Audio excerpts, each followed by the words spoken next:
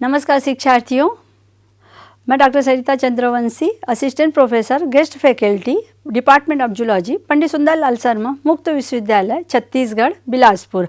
आज का हमारा विषय है हेमिकार्डेटा का बेलेनोगोलस के बारे में चर्चा करेंगे। हम लोग पिछले कक्षा में बेलेनोगोलस हेमिकार्डेटा का पार्ट पढ़े थे। अब इसी के अंतर्गत है इंडोस्केलेटन के बारे में चर्चा करेंगे। किसके? बेलेनोगोलस के बारे में। इसमें बेलेनोगोलस में अस्थि तथा उपस्थि का पूर्ण अभाव होता है। इसमें इंडोस्केलेटन निम्नलिखित रचनाओं का बना होता है। पहला है बक्कल डाइवर्टिकुलम, कालर भाग में स्थित मुख गुहा के छत से प्रोबोसिस सीलोम के अंदर एक छोटा नली के आकार का बड़ा सा उभरा हुआ रहता है। इस प्रवर्ध के बारे में अनेक वैज्ञानिकों ने अपने अपने अलग अलग मत प्रकट किए हैं। इसमें से कुछ मुख्य मत इस प्रकार है।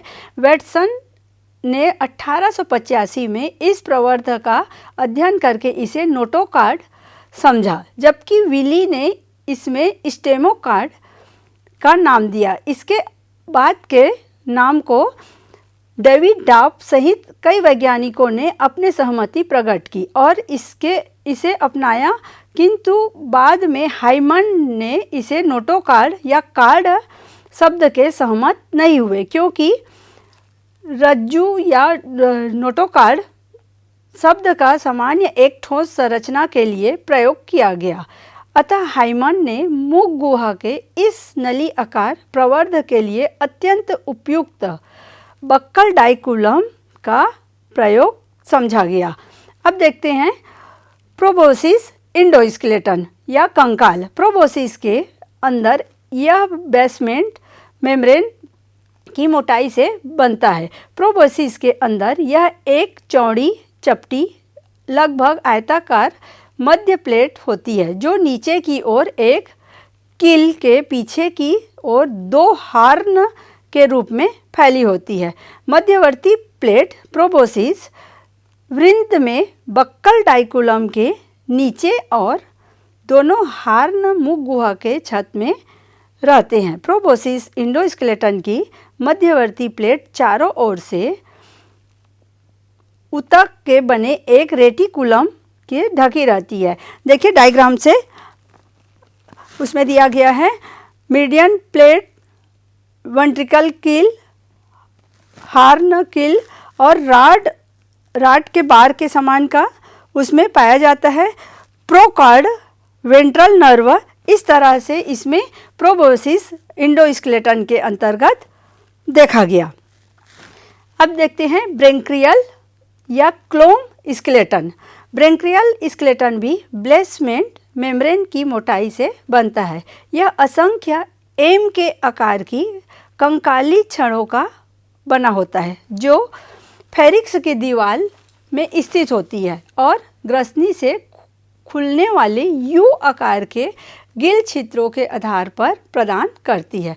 प्रत्येक एम के आकार के कंकाली छड़ के बीच की भुजा बाहर की अन्य दोनों भुजाओं की अपेक्षा क्या होती है? अधिक मोटी और स्वतंत्र सिरे पर दो शाखाओं में विभक्त होती है, जिसमें यह मालूम होता है कि दो उल्टे यू आकार की छड़ों की पास वाली भुजाएं आपस में जुड़कर इस बीच वाली भुजा का निर्माण करती है और यह स्वतः ही एक एम आकार की रचना बन जाते हैं। अब देखते हैं पाइलोकार्ड या पुच्छ रज्जु।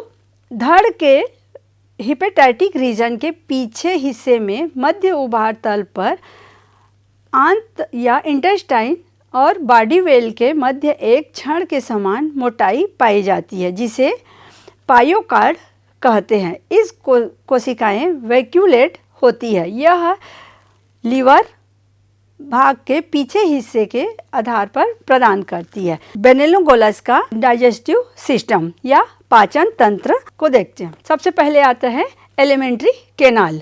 बेलेनोगोलस में एलिमेंट्री कैनाल एक सीधी नली के रूप में होती है, जो शरीर के मध्य भाग के पीछे भाग तक क्या होती है? फैली हुई होती है। इस निम्नलिखित भागों को निम्न भागों में विभक्त या भागों में बांटा गया है। पहला है मुख या माउथ। यह एक चौड़ा एवं गोलाकार छिद्र होता है जो प्रोबोसिस, वृंत और कॉलरेट के मध्य अधर या वेंट्रल तल पर स्थित होता है तथा स्थायी रूप से खुला रहता है। सेकंड है बक्कल ट्यूब या बक्कल कैविटी।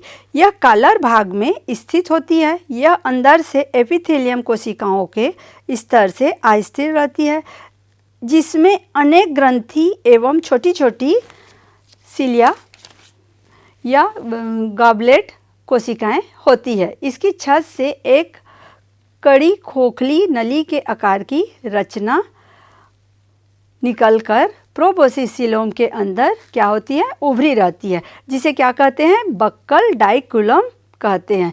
मुख गुहा के पीछे फेरिक्स में खुलती है। अब देखते हैं फेरिक्स। यह धड़ के ब्रैंकियल रीजन में स्थित होता है।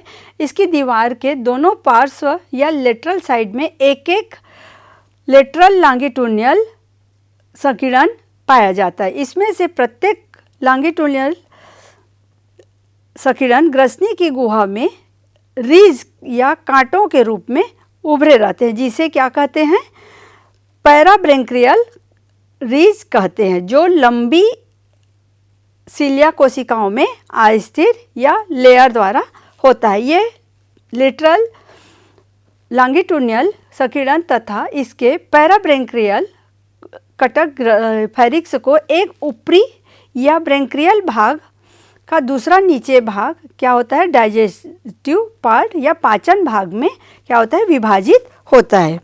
देखिए डायग्राम से लेटरल, ये एलिमेंट्री कैनाल है जो हम अभी पढ़े हैं, उसी का ही ये डायग्राम से पता चल रहा है। अब देखते हैं ब्रैंकियल पार्ट। फेरिक्स का ये ऊपरी भाग है जिसका संबंध रेस्पिरेटरी या श्वसन तंत्र से होता है। इसके प्रत्येक भाग डार्सल लेटरल तलों पर गिल स्लिट की एक एक कतार होती है। इसमें से प्रत्येक गिल स्लिट यू के आकार का होता है जो एक ब्रैंकियल सेक में या गिल कोश में खुलता है। इसका आगे का भाग क्या होता है, डाइजेस्टिव पार्ट। यह फेरिक्स का निचला भाग है जो भोजन के पाचन और अवशोषण से संबंधित होती है। इसकी भित्तियाँ या वाल अंदर से क्या रहता है, सिलिएटेड एपिथेलियम से लेयर द्वारा होती है जिसमें अनेक ग्रंथि कोशिकाएं होती है। पहला है इसोफेगस। फेरिक्स गिल स्लिट के अंतिम जोड़े के पीछे फेरिक्स में खुलता है।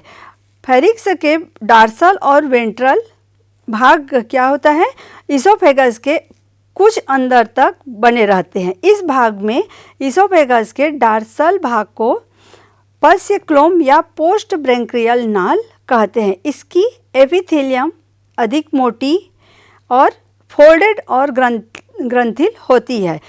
इसोफेगस का पिछला भाग कम चौड़ा होता है जिससे कि एपिथेलियम गहरी खांच द्वारा भरा रहता है या होती है। नेक्स्ट देखते हैं इंटेस्टाइन। इंटेस्टाइन यह एक नली के रूप में धड़ से लीवर तथा पश्य या hepatic and post hepatic part में फैली रहती है। आंत के या इंटेस्टाइन के लीवर भाग को एपिथेलियम कोशिकाएं गहरी या गहरी भूरे रंग की होती है तथा इसकी डार्सल दीवार में अनेक छोटे छोटे क्या बने रहते हैं, कोष बने होते हैं, जिसे क्या कहते हैं, हिपेटिक सिकी कहते हैं।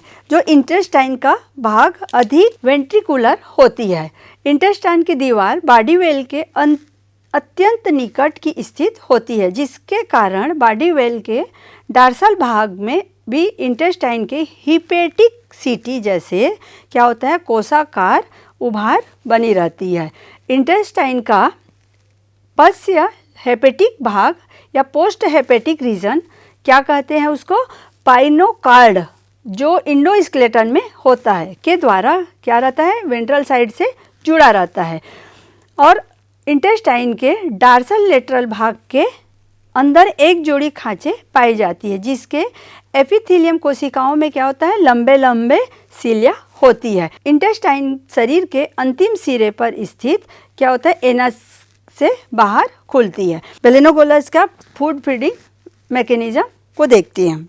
बेलेनोगोलस एक सिलियरी फीड जंतु है। इसका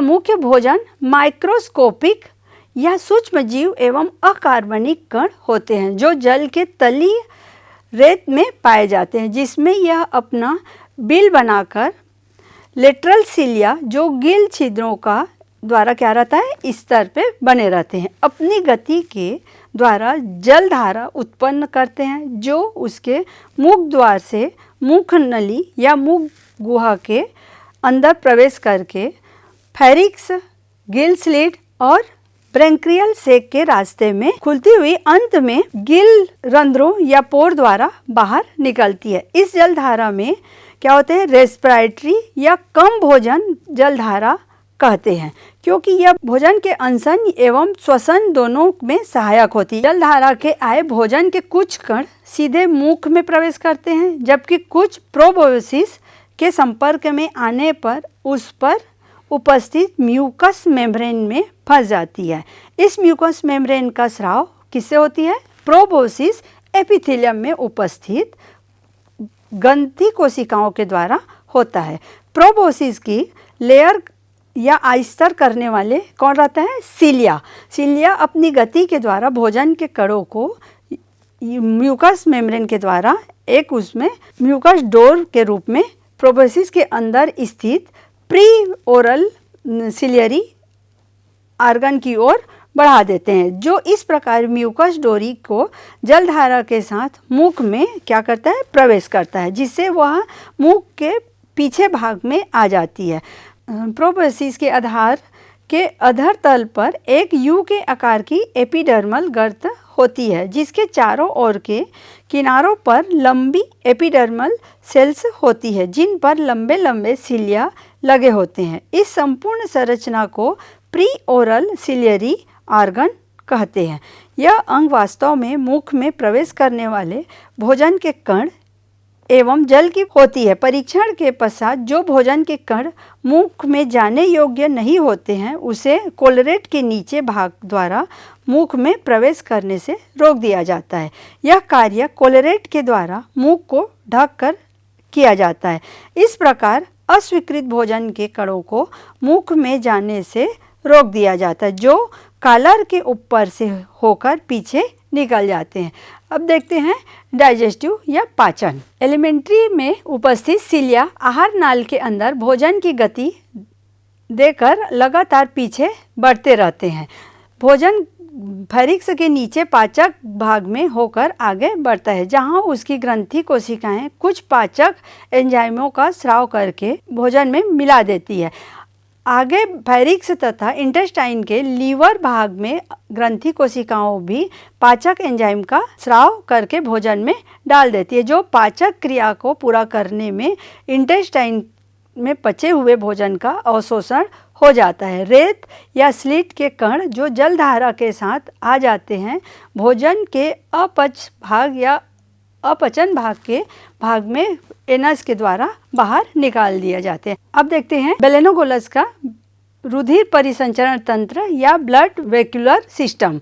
बेलेनोगोलस का शरीर परिवहन तंत्र 3 भागों में बटा हुआ है। पहला है बक्कल साइनस तथा एक हृदय वेसिकल, दूसरा है विवरण करने वाली वाहिनियां या डिस्ट्रीब्यूशन वेसल्स तथा या आर्टरीज एवं साइनस और कोलेट्रिक वेसल्स या वेन से मिलकर बना होता है। इस प्रकार इस परिवहन तंत्र ओपन टाइप का होता है, क्योंकि इसमें ब्लड साइनस होती है। पहला देखते हैं सेंट्रल साइनस तथा हृदय या हार्ट वेसिकल। सेंट्रल साइनस एक छोटा लंबा तथा साइनस के रूप में होती है, असंकुचनशील साइनल्स के रूप में होती है, जो प्रोबोसिस के अंदर ठीक बक्कल डाइकुलम के नीचे होती है। इसके ठीक ऊपर एक बंद कोश या क्लोज सेक पाया जाता है, जिसे क्या कहते हैं, हार्ट वेसल्स या कार्डियल सेक कहते हैं। हृदय वेसिकल या हार्ट वेसिकल के अधर दीवार या पेशी युक्त होती है, जिसके लगातार लयबद्ध रूप में सिकोड़े रहने में सेंट्रल साइनस के स्पंदन उत्पन्न होते रहते हैं, जो रुधिर के सर्कुलेटरी का नियंत्रण या परिसंचरण का नियंत्रण करते हैं। केंद्रीय साइनस कलंककारी वाहिनी या कोलेजिंग वेसल्स से रुधिर एकत्रित करता है जो इसके पीछे भाग से खुलती है। आगे की ओर यह कई इफ्रेंट वेसल्स को रक्त देता है जो प्रोबोसिस के अंदर स्थित प्रोबोसिस ग्रंथि या ग्लैंड से जालिका की रचना करती है। यह ग्लोमेरुलर ठीक सेंट्रल साइनस के सामने स्थित होता है जहां रुधिर में से उत्सर्जित पदार्थों का अलग किया जाता है।